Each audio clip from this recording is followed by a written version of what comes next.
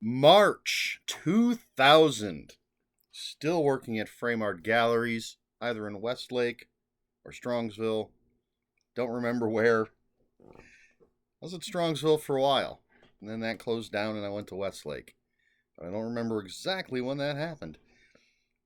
Still living in North Ridgeville, living next to the police station, and reading a lot of books. A lot of books in March of 2000. So let's jump right in so this doesn't last forever. First up, I read Hellboy, Odd Jobs, that was, edited by Christopher Golden. This is an anthology of Hellboy stories, illustrated by Mike Mignola, creator of Hellboy, with a single illustration, I believe, by Gahan Wilson. But you got a bunch of great authors in here. I have a lot of notes for this month. Brian Hodge, Poppy Z. Bright, Greg Rucka, Chet Williamson. Christopher Golden, of course, has a story in here as well. Just a really good anthology of Hellboy stories. When I was looking this up to get some of the authors' names, someone said compared it to the X-Files, and I could see that.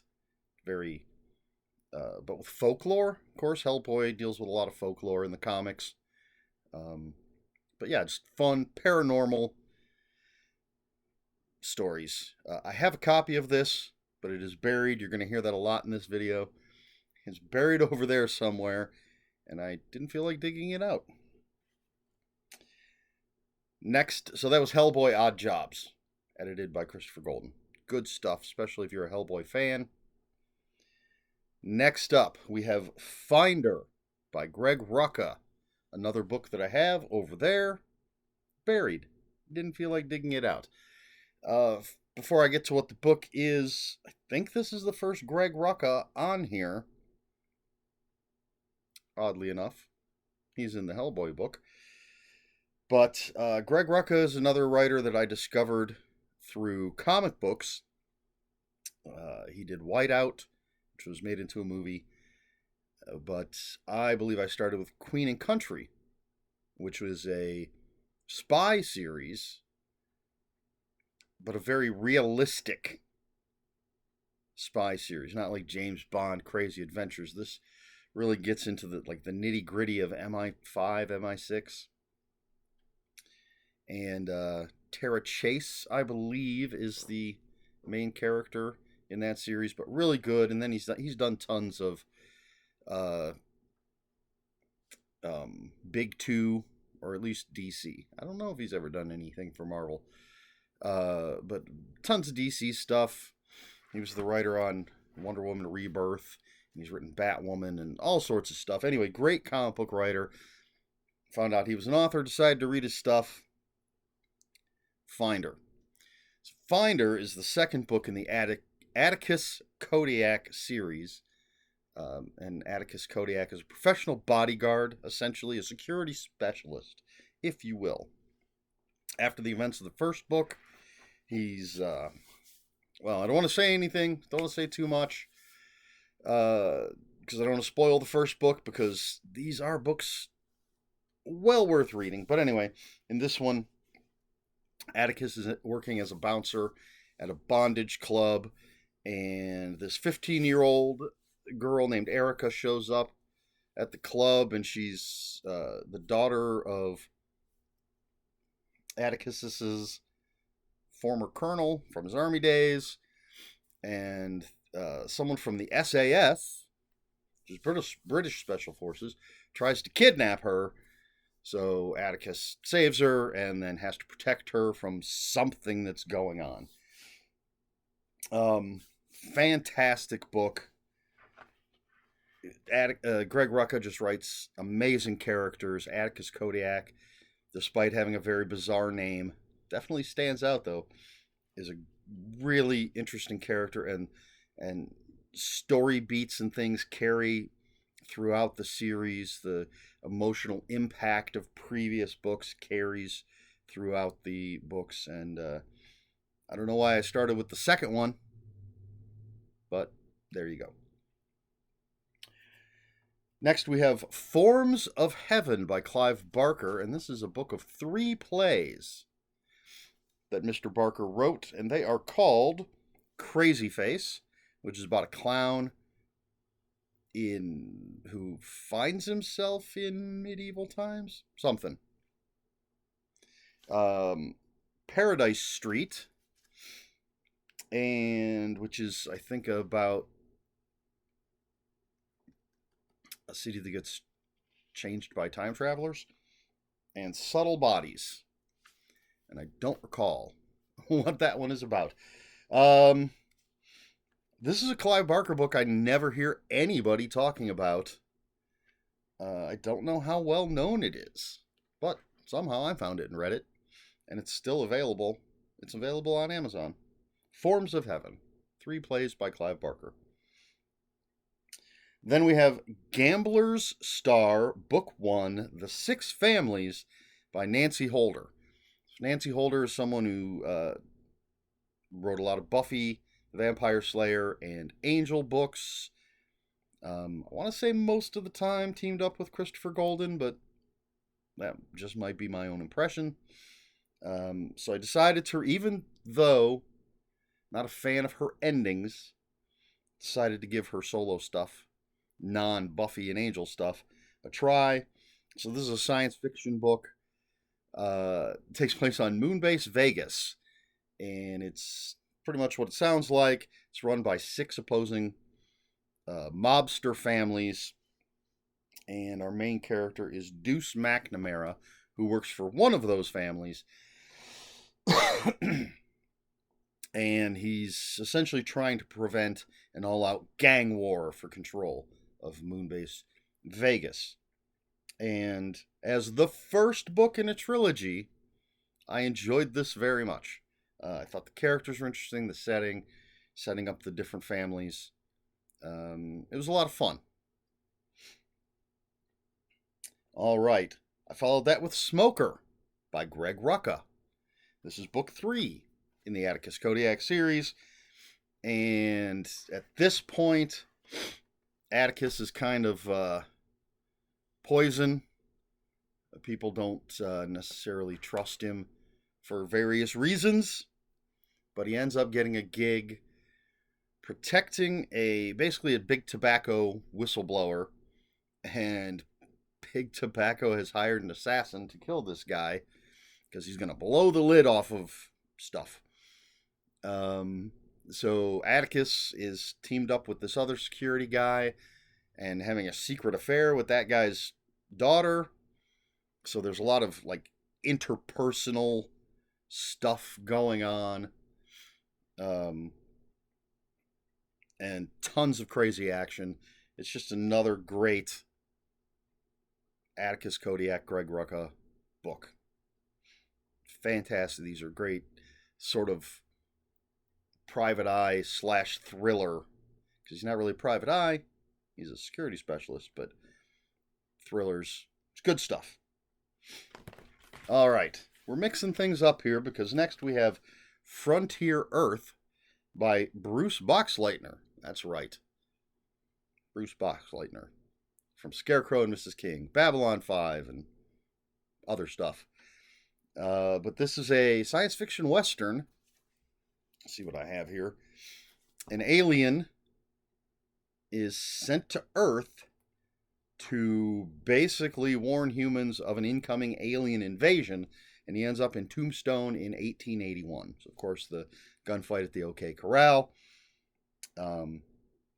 So this alien has come here in the middle of the Old West, and there's a couple other opposing aliens, I think, that are here to hunt him down, stop him from warning humans, and sort of prepare Earth for the incoming invasion.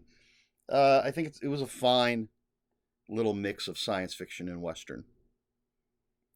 And, you know, I like Bruce Boxleitner in Babylon 5. So, there you go. All right, now we have The Hook by Donald E. Westlake. And this is about, you've got Wayne Prentice, who was a successful author, but his star has crashed. And then we have Bruce Proctor. Excuse me. I think that says Bryce Proctor, who's just writing and selling bestseller after bestseller. Um, so let's see. Wayne has a manuscript that no one will touch. I think this is the way it goes. Bryce, after something happens, he's got writer's block. He's got this huge multi-million-dollar book deal, but he's got writer's block. So he makes a deal. So Bryce makes a deal with Wayne. They'll sell Wayne's manuscript as Bryce's manuscript and split the money. But here's the hook. Wayne has to kill Proctor's wife. That's just the setup. So, of course, Donald E. Westlake, great writer. This one's fine. I didn't like it as much as The Axe, which I thought was amazing. But it's interesting. It's Donald E. Westlake, so you're going to have interesting characters and interesting plot, all sorts of cool stuff happening. So, The Hook, Donald E. Westlake. Then we have A Dozen Black Roses by Nancy A. Collins, which is a Sonia Blue book. That sounds weird. Sonia Blue novel. Blue book. Sounds a little too much like I'm selling a car. Or blue something else that starts with a B. But in A Dozen Black Roses, this is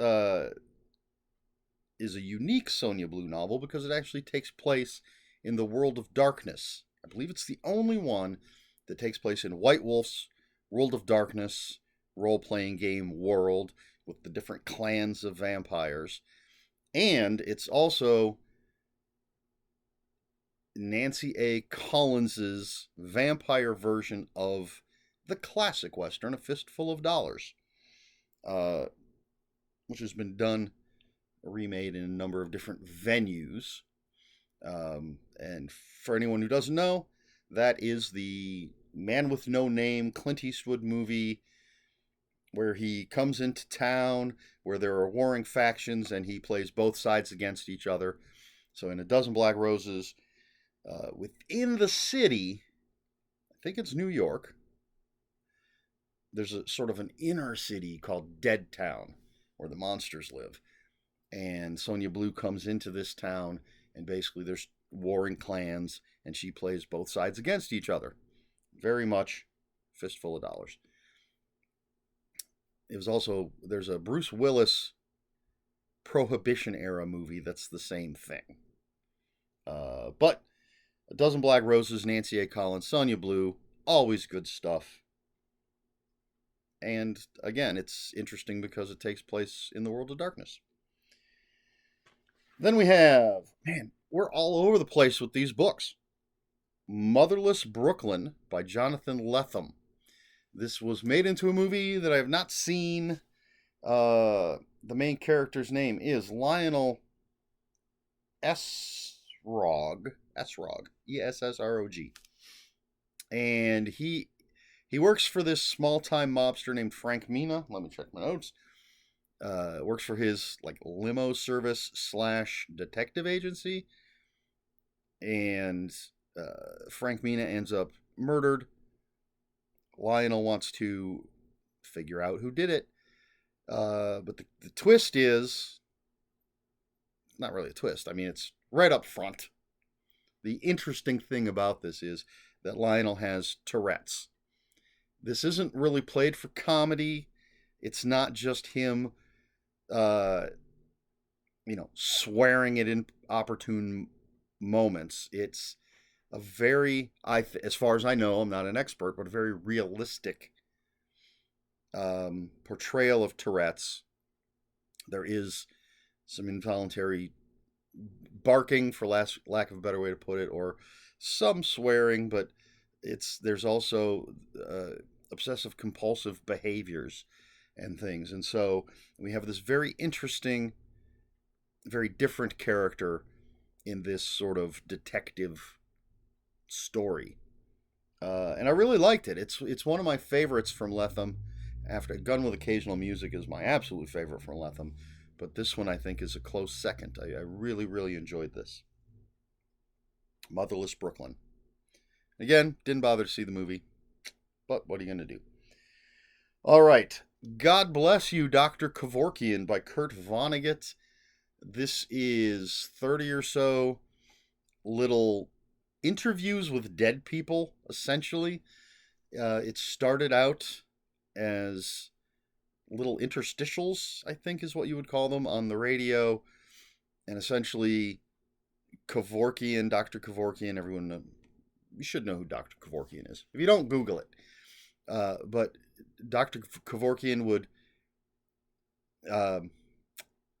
bring Vonnegut to the interviewer, to the brink of death. Basically, they'd get to the pearly gates, and they'd interview a dead person, and then they'd be brought back, resuscitated. So it was a little like they were 30-second spots on the radio or something like that, and then Vonnegut made them into these essays / interviews. So it's, Shakespeare and I think Adolf Hitler. I don't know, but just a bunch of people. Some fictional, perhaps, some real. So just a look at life and death from essentially Vonnegut's point of view. If you're a Vonnegut fan, something worth looking at.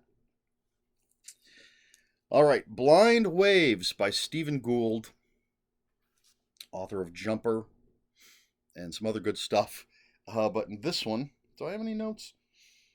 The main character is Patricia Beenan. That's what I have. This is a kind of a post-semi-apocalyptic sci-fi novel. Essentially, the ice caps have melted. And a lot of land mass, as we know it, is underwater. And so you have hundreds of millions of displaced people, some choosing to live on land, some live on, I think there's floating cities and there's underground cities. And Patricia has inherited stuff from her father, so she's, I think, well off, but she's a sort of an underwater archaeologist, adventurer, something. But she finds this sunken ship with a bunch of people chained up in the hold. Dead people, obviously. And so she starts looking into it. Huge conspiracy. Huge adventure prevails. I don't remember too much about it. I really like Jumper. I really like the other one that I can never remember the name of, with the time traveling through the barn. And this one, I think, probably generic adventure, not amazing, but not bad. I mean, Stephen Gould's a decent writer. Hey, look who's back. It's Shooting at Midnight by Greg Rucka. Again, all of these Greg Rucka books I have. They just happen to be buried under all of my Stephen King, under a lot of my Stephen King paperbacks. It's a precarious pile. It fell over last week. But Shooting at Midnight by Greg Rucka. And this book takes place in the Atticus Kodiak world, but it focuses on Atticus's former, sometimes lover, Bridget Logan. And Bridget has how much do I say? Bridget has a secret past that she's never told Atticus about. A friend from that past comes to her for help. She's been charged with murder. So Bridget Logan wants to help her friend, goes undercover in some nefarious places, and it dredges up all this darkness and horror from her past, and stuff happens. Thrilling stuff happens. Again, Greg Rucka, great writer. Nice to see him take a secondary character, for lack of a better way to put it, from the earlier books and bring them to the forefront.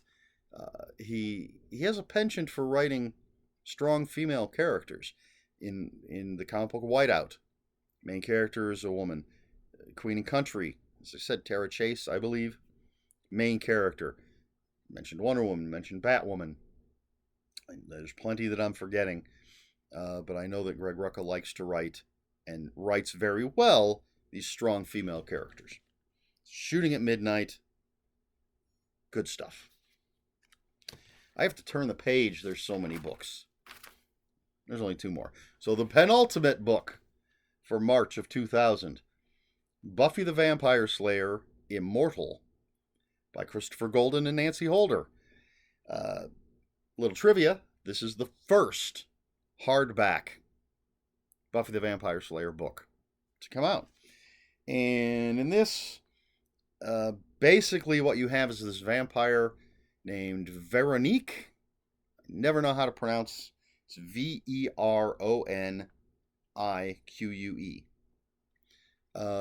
But she's a vampire who Buffy kills her, just like any other vampire. But she's back in a new body the next night. Anytime Buffy kills her, she comes back, and she's trying to bring about hell on earth, as some of these vampires tend to do for some reason. She has like these 3 demonic masters, something, I don't know. But and Buffy's dealing with, her mom is going to have surgery, and so she's dealing with a lot of personal issues. And then she's got this vampire that keeps coming back every night, even though Buffy keeps killing her. And of course, you know, Buffy, Veronique is learning. So it's kind of like, you know, Buffy needs to change up her tactics if she wants to surprise and defeat Veronique and figure out how the hell she's going to kill an immortal vampire. As always, I mean, Christopher Golden and Nancy Holder write good Buffy stories. I think they have the characters down, they have the feel of the show down, and they can bring they bring new things. And bigger things. Things that, one of the nice things about novelization or media tie-in novels is there's no budget. So they can do bigger and wilder things in the books than they can on the TV show. So that's Buffy the Vampire Slayer, Immortal, by Christopher Golden and Nancy Holder. And finally, the last book that I read in March of 2000 is Blood Pact by Tanya Huff. This is the 4th, I believe, Vicki Nelson book. And Vicki Nelson, a former cop turned private eye, with her vampire lover, and the vampire's a best-selling romance writer, and her ex-cop partner. And in this one, Vicky's mother dies, and then her body disappears from the morgue. So, of course, Vicky and her vampire lover and her ex-cop partner are going to investigate. One of the things I like about this series is that each book kind of focuses on a different trope, for lack of a better word. I like to say that. The first one focuses on vampires. I think the second one focuses on werewolves. Third one, I believe, is mummies, if I remember correctly. And now we're looking at essentially zombies, or Reanimator, because you have essentially a mad scientist trying to bring the dead back to life. Successfully bringing the dead back to life. And of course, he makes the mistake of using Vicky's mother's body in part of his experiments. These are fun books. I really like them. I liked the characters.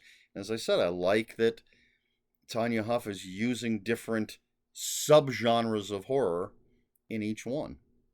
And there are things about the characters that I don't want to tell you. I had it spoiled for me. I don't want to spoil it for you. And that's it. That is what I read in March of 2000. This video did go very long. Well, I guess very long. Depends on your perspective, but it's almost 25 minutes at this point. So there you have it. Question for the video. as always, did not think ahead. So I'll just ask: are you a Hellboy fan? Have you ever read the comic books? Have you read it? Have you ever read any of the novels or the short stories or seen any of the movies? Um, I think it's kind of obvious since I read this book, and there have been other Hellboy books in these videos. I am a fan of Hellboy.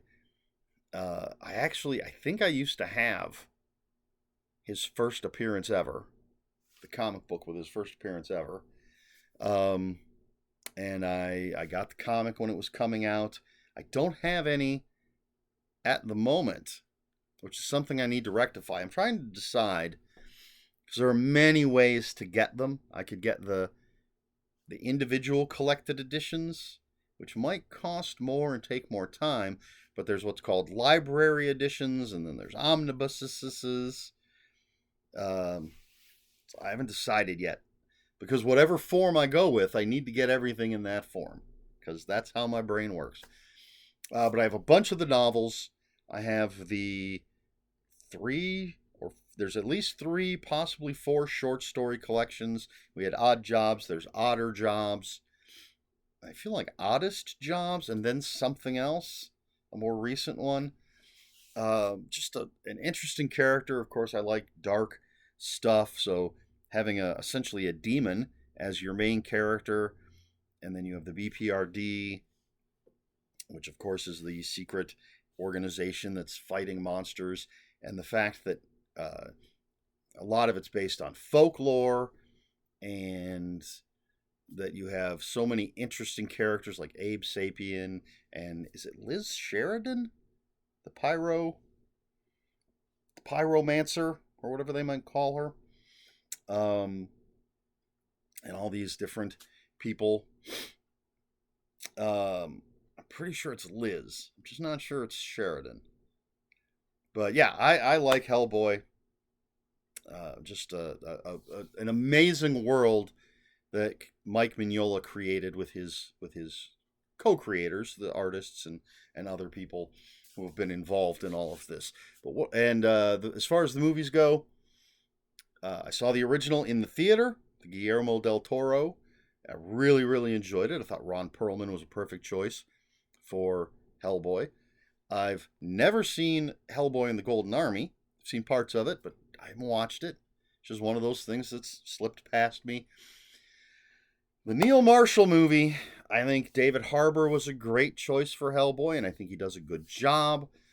There are a few things in it that I enjoy, but overall, it doesn't work. I've heard that it's another case of studio interference. I don't know, but it doesn't work. I do have a copy that I got for $5 because of my interview with Janine Pipe for My Favorite Horror With. She wanted to talk about Neil Marshall movies, so I got copies. I already had some, like The Descent and Dog Soldiers and stuff, but I got copies of all of his movies. That includes Hellboy. I don't know if I would have done it if it was more than $5. But anyway, not the greatest. And I saw it in the theater. I was very excited to see it.